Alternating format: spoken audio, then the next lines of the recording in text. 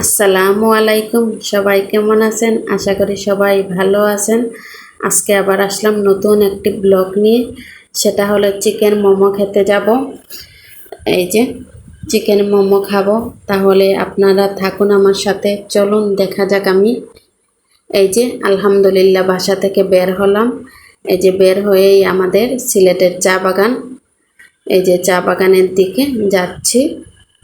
খুবই সুন্দর চা বাগানটার চারপাশটা। আজকে রাস্তায় তত বেশি একটা যানজট নেই, একটু নিরিবিলি আছে রাস্তাটা।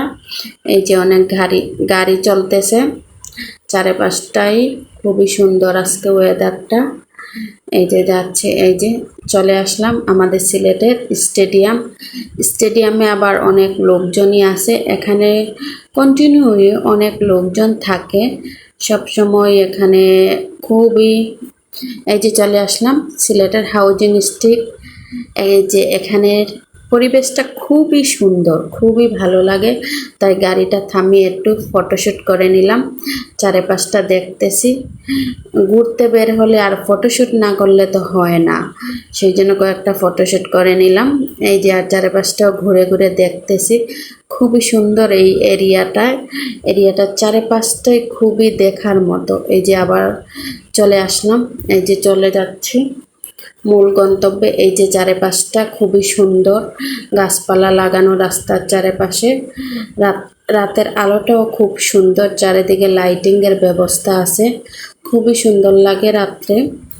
রাত্রে একটু ঠান্ডা আছে, সেই জন্য সন্ধ্যার পরে ঘুরতে বের হই। এই যে দেখুন, সন্ধ্যার পরে বের হলে একটু যানজটও কম থাকে। এই যে চলে আসলাম মূল যে গন্তব্যে, যেখানে আমি ভাজা পোড়াগুলা খাই। আপনারা যারা কন্টিনিউ আমার ব্লগ দেখেন অবশ্যই তো জানেন যে আমি ভাজা পোড়া খেতে খুবই পছন্দ করি, খুবই ভালো লাগে আমার। এই যে চলে আসলাম এখন আমার সেই কাঙ্ক্ষিত জায়গায়। এখানে প্রচুর লোক হয় প্রতিদিন। ফ্রাইডে তো আরও বেশি লোক হয়। এই যে দেখুন, খুবই ভিড় থাকে সব সময় এখানে। শুধু আমি এইখানের পাগল না, এখানে খাবারের পাগল না, আরও আমার মতে অনেক পাগল আছে। এই যে দেখুন কতগুলো বাইকই সারাটা এরিয়া জুড়ে, খুবই মানুষজন। সবাই এখানে ভাজা পোড়াগুলো খেতে আসে। আর এখানে বিশেষ করে এখানে চাটা খুবই সুস্বাদু হয়। এই যে ভাজা পোড়া হচ্ছে, এগুলা ওরা গরম গরম ভেজে তারপরে দেয়।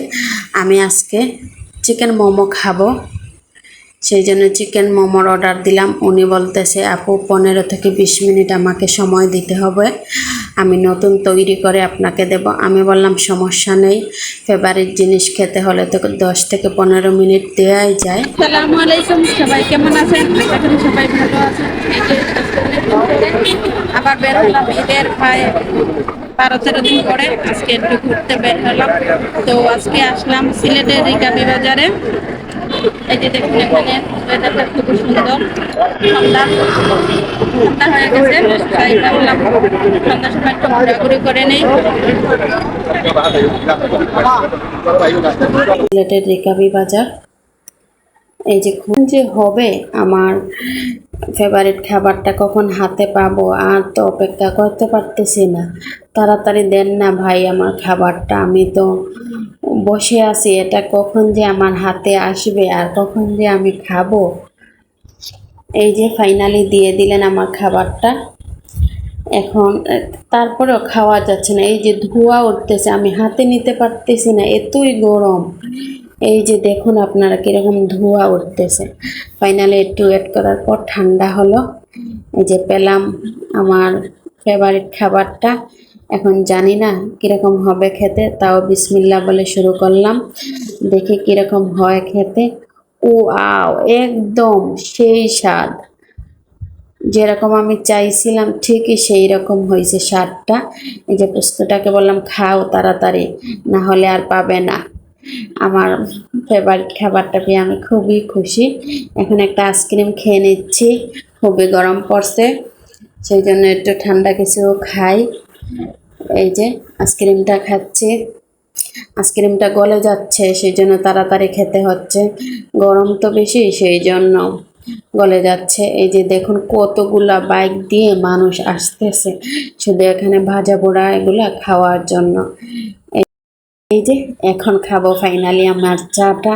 আপনারা যারা তো আমার ব্লগ দেখেন তাদেরকে তার কিছু বলতে হবে না, আমি সপ্তাহে একদিন হলেও এখানে চা খেতে আমার আসতেই হয়। এই যে ভাগিনা একটা আছে আমার, ওই ভাগিনাটা জানে আমি কোন ধরনের চা খেতে পছন্দ করি, সে সেই অনুযায়ী আমাকে চা তৈরি করে দেয়। এই যে দেখুন ও চা, এখানে আর একটা ছেলে ওজন মাপতে নিয়ে বসে আছে, ছোট্ট একটা ছেলে। এই যে ফাইনালি আমার চাটা হাতে আসলো। ও আমাকে বাদাম চাটা আমার ফেভারিট, তাই সে আমার বাদাম চাটা আমাকে তৈরি করে দেয়। এই যে আমি চাটা খাচ্ছি, হাঁটতেছি আর চাটা খাচ্ছি। খুবই আমার ভালো লাগতেছে, আজকে আমার পছন্দের কিছু খাবার খেলাম, সেই জন্যই আমার খুবই খুশি আমি আজকে। আপনারা না খেলে বুঝবেন না যে এখানে ভাজা পোড়া চা কত স্বাদ, খুবই স্বাদ। এই যে পুস্কুটা আবার দুষ্টামি করতেছে। এই যে ওই যে বাবাটা আবার চা খাবে, বললাম তাহলে খাও চা।